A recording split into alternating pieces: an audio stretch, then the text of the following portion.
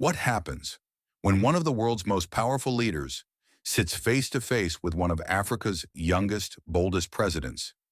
Behind closed doors, no cameras, no scripts, Prime Minister Benjamin Netanyahu and President Ibrahim Traoré collide in a conversation the world was never meant to hear. This is not politics as usual.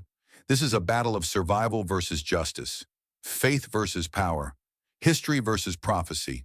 Stay with me, because what was said in that room will shake how you see Israel, Africa, and faith itself. The world was restless. Wars were raging. Sanctions weighed heavy. Old alliances cracked. New powers were rising. And then, a rumor spread. Benjamin Netanyahu, the Prime Minister of Israel, had agreed to meet with Ibrahim Traoré, the young soldier president of Burkina Faso. This was not a ceremonial handshake. It was not a photo opportunity. It was private, behind closed doors, and the world would never be the same again. Because this was not simply politics. This was a battle over faith, over survival, over truth, over power, over history itself. For decades, Netanyahu had ruled through sharp strategy and unyielding power. He carried the scars of exile, persecution, survival. Traoré was different, a soldier who rose in chaos, a leader who spoke with the weight of morality, a man unafraid to challenge not only the West, but the very use of faith as a shield for power. Why would Netanyahu meet him? Some whispered, pressure from allies. Others said, Africa's voice was rising and could no longer be ignored. But one truth echoed above all. This would not be an ordinary conversation. The two men sat across from each other. The air was thick, charged, almost electric. Aides shifted nervously. Guards stood rigid. Note-takers hesitated, pens barely moving. Netanyahu leaned forward, his voice sharp, deliberate. Mr. President, you have become a voice for Africa. But let us be clear, our concern is not Africa's politics. Our concern is the way you speak of faith, justice, and identity, in ways that challenge what Judaism has stood for across centuries. Liberation, as you call it, can twist faith into something dangerous. The words struck like a blade. Everyone waited for Traoré's reply. He leaned back, calm, steady, unshaken. Prime Minister, truth does not attack faith. Truth reveals it. Truth strengthens faith, if the faith is real. No religion was born to oppress. Judaism, like Islam, like Christianity, began as a light for humanity. But when men twist it for politics, for war, for power, the light fades. Netanyahu's eyes narrowed. Are you saying Israel is using Judaism for oppression? Traoré's answer was firm. Whenever faith is used to justify injustice, it becomes politics in disguise. And yes, what I see in Gaza, what I see in the occupied territories is not Judaism. It is politics using Judaism's name. Judaism is covenant. Judaism is justice. Judaism is remembrance of suffering, so others do not suffer again. But when the oppressed cause suffering, that is not the faith of Moses. That is not the cry of the prophets. The room froze. Silence pressed heavy. Netanyahu's voice cut the silence. You are young. Do you understand the price of survival? Centuries of exile, centuries of persecution, genocide. Can you, from Burkina Faso, understand the cost of Jewish survival? Traoré nodded slowly.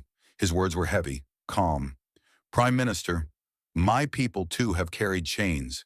Chains of slavery, chains of colonization, chains of exploitation. Millions dragged across oceans. Nations divided. Cultures destroyed. Yet we survived. Like your people, we survived. But survival taught us this. Never become the new oppressors. Instead, fight oppression wherever it rises. That is why I speak. That is why I cannot be silent. Traoré's tone shifted. I know the story of Moses. I know the prophets who spoke against kings when they strayed from justice. Judaism was not built on occupation. It was built on liberation. It was not born to crush the weak. It was born to defend them. If Judaism forgets this, then it ceases to be Judaism. Netanyahu snapped back. Israel cannot survive on ideals. We are surrounded by enemies. We survive because we are strong. Survival requires power.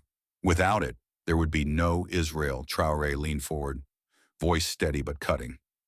If survival means abandoning the soul of your faith, then what survives? A state without essence? If you defend injustice in the name of faith, survival itself becomes idolatry. You worship the nation, not the God who gave it. Netanyahu spoke again, more defensive now. His voice carried a sharp edge, the kind of edge forged through decades of survival.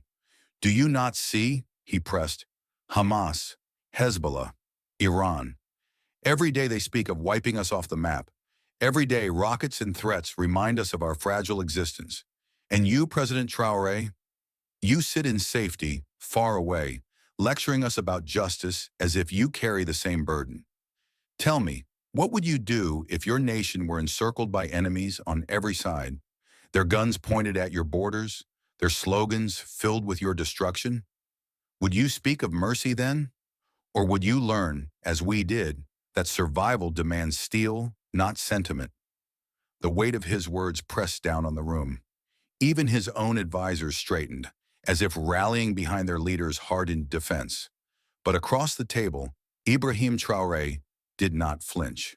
His face remained calm, steady, the stillness of a man whose convictions were carved deeper than fear. Yes, Traoré answered, his tone even, unshaken. I would still speak of mercy, because mercy is not weakness, Prime Minister.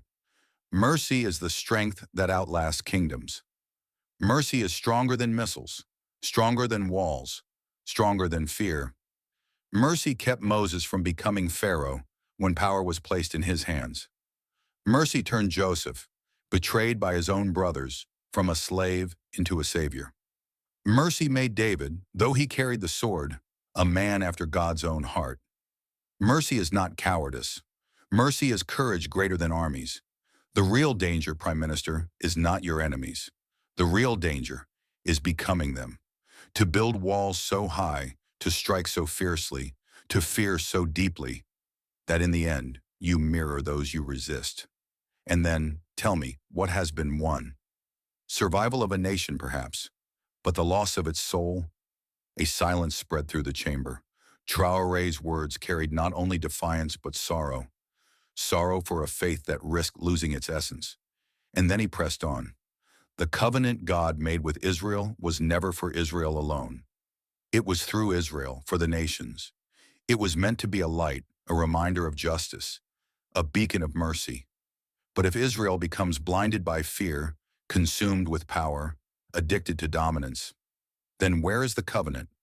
Where is the light? You guard the land, Prime Minister. Yes, you guard it fiercely.